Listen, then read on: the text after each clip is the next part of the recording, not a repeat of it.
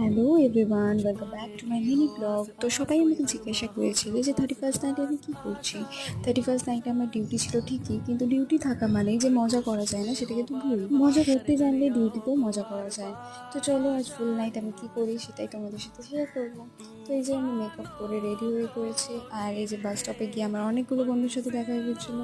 তো আমরা খুবই এক্সাইটিং ছিলাম যে আজকে 31st নাইট, আর সেখানে আমরা ডিউটি করছি।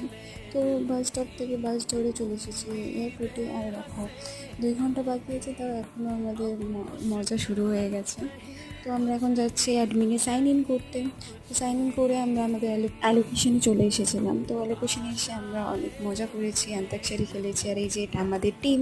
তো আমাদের বিরিয়ানি পার্টি করার কথা ছিল, তো এই যে আমরা বিরিয়ানি পার্টি করেছি, আইসক্রিম খেয়েছি, গিফটস দিয়েছি, আর এই ক্যানগুলো আমাদেরকে দেওয়া হচ্ছিলো ওখান থেকে।